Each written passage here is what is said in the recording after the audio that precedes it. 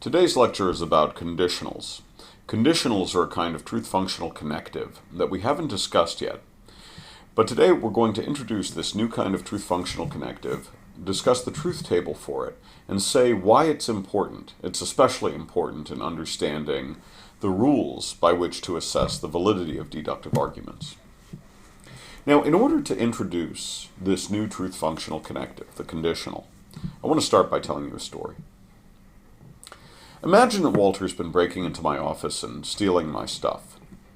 So each day I come into my office and I find that more and more of my stuff is gone. One day he steals my electronics, and another day he steals my coffee cup, and then another day he steals my clothing, and then yet another day he steals my glasses, and before long there's very little stuff in my office. Now, as this happens, I start to get suspicious, and I decide to have Walter followed by a private investigator, just to figure out exactly whether or not Walter is stealing my stuff. So I have the private investigator follow Walter everywhere he goes, right? He follows him to his house at night, then he follows him to the bar early in the morning, he follows him to the golf course later in the morning, then he follows him to the water polo tournament in the afternoon, follows him everywhere he goes. Now, suppose you ask me, is the private investigator having lunch at that Cuban restaurant, New Havana? Now, I might say to you, well, if Walter is having lunch there, then the private investigator is having lunch there. Okay, now notice what I just said. I said, if Walter is having lunch there, then the private investigator is having lunch there.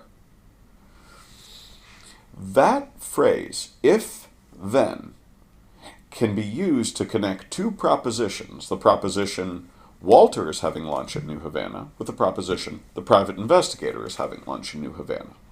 So that phrase, if, then, works as a propositional connective. It connects two propositions to make a larger proposition. But does it work as a truth-functional connective? Now, I'd like to argue that it does. Okay, so how are we going to argue that if, then is not just a propositional connective, but is also a truth-functional connective? Well, I'd like to begin by considering the following truth-functional construction. Consider the negation of the conjunction of P and the negation of Q. Right? I've written that out here. The negation of the conjunction of P and the negation of Q. Now suppose I say that whole proposition is true. Well, if I say that whole proposition is true, then what I'm saying is just that the negation of that proposition, in other words, just the conjunction of P and the negation of Q, that proposition is false. But what does it mean when I say that the conjunction of P and the negation of Q is false? Well, what I'm saying there is that if P is true, then the negation of Q has to be false.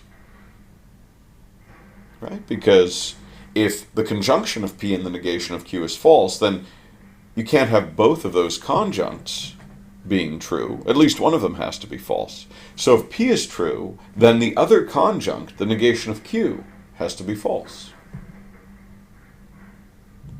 So you're saying there that if P is true, then the negation of Q is false. But remember, for the negation of Q to be false is just the same thing as for Q to be true, because the negation of Q has just the opposite truth value of whatever Q has. So to say if P is true, then the negation of Q is false is just the same as to say if P is true, then Q is true.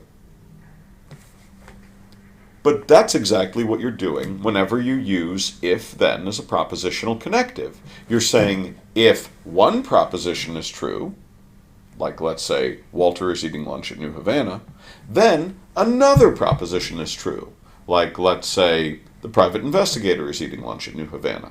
If P, then Q, that proposition follows from the negation of the conjunction P and the negation of Q. But while if P then Q follows from the negation of that conjunction, is it equivalent to it? Now, I just argued that if P then Q follows from the negation of the conjunction P in the negation of Q. But now what I'd like to do is argue that latter proposition, the negation of the conjunction of P in the negation of Q, that proposition follows from if P then Q. Consider for a moment what you're saying when you say if P then Q. You're saying if P is true, then Q has got to be true. So you're ruling out a certain option. You're ruling out the possibility that P is true while Q is false. When you say if P then Q, you're ruling out the possibility that P is true and Q is false. In other words, you're ruling out the possibility that P is true and the negation of Q is true. In other words, you're saying P and the negation of Q, that conjunction right there, has got to be false. In other words, you're saying that the negation of the conjunction, P in the negation of Q, is true. So you see, the negation of the conjunction, P in the negation of Q, follows from if P then Q. And if P then Q follows from the negation of the conjunction of P in the negation of Q. So what that tells us is that the proposition if P then Q is going to be true in precisely the same situations as the proposition which is the negation of the conjunction P in the negation of Q. So if they're true in all the same situations, that just means that they're going to have the same truth table. In other words, if P then Q is going to have a truth table, and it's going to have precisely the same truth table as the negation of the conjunction of P in the negation of Q. That's what we learn by noticing that if P then Q follows from the negation of the conjunction of P in the negation of Q, and that the negation of the conjunction of P in the negation of Q follows from if P then Q, is that they have the same truth table. And since if P then Q has a truth table, that proves that it's a truth functional connective. It's a propositional connective that creates propositions whose truth value depends solely on the truth values of the propositions that go into it. So it's a truth functional connective. Now that we've talked about the conditional and we've explained how the truth table for the conditional works, let's talk about some rules governing our use of the conditional, and then let me say something about why the conditional is an especially important truth functional connective. So first I want to talk about a rule called modus ponens. Modus ponens says, from the premises P, whatever P is, and if P then Q, whatever exactly P and Q are, infer the conclusion Q. That's what modus ponens says. Now notice, we can use the truth table for the conditional to show that modus ponens is a good rule of inference. Look here.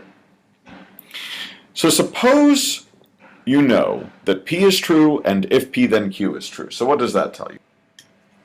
Well, since P is true, we've got to be in one of these first two scenarios, one of the two top rows of the truth table. And since the conditional if P then Q is true, we've got to be in either the first, third, or fourth row of that truth table. But then, what does that tell us? Well, if we've got to be in one of the two top rows, and we've got to be in either the first, third, or fourth row, then the only possible choice is that we've got to be in the top row. In other words, we've got to be in a situation in which P is true, if P then Q is true, and Q is true. Another way of putting that is, in any situation in which P is true, and if P then Q is true, Q has got to be true. And so modus ponens is a good rule of inference. If we follow modus ponens, we'll never give an invalid argument. Right? No modus ponens argument can be invalid. because whenever P is true and if P then Q is true, Q is got to be true. Okay, so modus ponens is a good rule of inference. There's another rule called modus tollens, which says the following. From the premises not Q, the negation of Q, and the premise if P then Q, infer the conclusion not P, or the negation of P. Now, is that a good rule? Well, once again, we can use the truth table to see that it is. So here's what the two premises tell us. They tell us if P then Q is true, so we've got to be in the first, third, or fourth rows of that truth table. And they also tell us that the negation of Q is true. In other words, that Q itself is false, right? Because when the negation of Q is true, then Q is false. So that tells us we've got to be in either the second or the fourth row of that truth table. Okay, so here's what the premises tell us. We're either in the second or fourth row of the truth table, and we're in either the first, third, or fourth row of the truth table. Well, the only option left is that we're in the fourth row of the truth table. In other words, if we're in a situation in which if P then Q is true, and not Q is true, in other words, Q is false, then the only possible situation we could be in is a situation in which P is false. But of course, that's a situation in which not Q is true. So if we follow modus tollens and make arguments that follow that rule, all of our arguments will be valid. Any argument that has as its premises, two premises of the form if P then Q and the negation of Q, and has as its conclusion the negation of P, any argument of that form will have to be valid. And that's what we can see using the truth table for the conditional.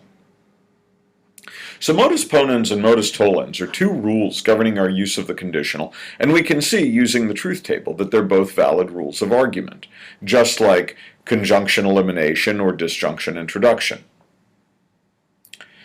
Okay, now I've said something about what the conditional means, what its truth table is, and what some good rules for its usage are. Why is the conditional an important truth-functional connective? It's pretty clear why disjunction and conjunction are important truth-functional connectives. They're very intuitive. They seem to correspond to notions that we operate with in everyday life. But what about the conditional?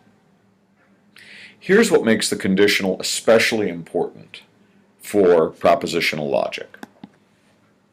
Consider any argument whatsoever that has some premises and a conclusion. Let's call the premises of that argument P and the conclusion C. Now, whatever that argument is, if that argument from premises P to conclusion C is valid, then the conditional, if P then C, has got to be true. And here's why. If the argument from P to C is valid, what that tells us is that there's no possible way for P to be true while C is false. But what does it mean for the conditional if P then C to be true? All it means is that if P is true, then C has got to be true. It's not the case that P is true and C is false. So, whenever the argument from P to C is valid, the conditional if P then C is going to be true, and so we can use the conditional to express in the form of a single proposition the validity of an argument from premises P to conclusion C, whatever that argument is about. The conditional can be used to express the validity of that argument, and that's what makes the conditional especially useful in propositional logic.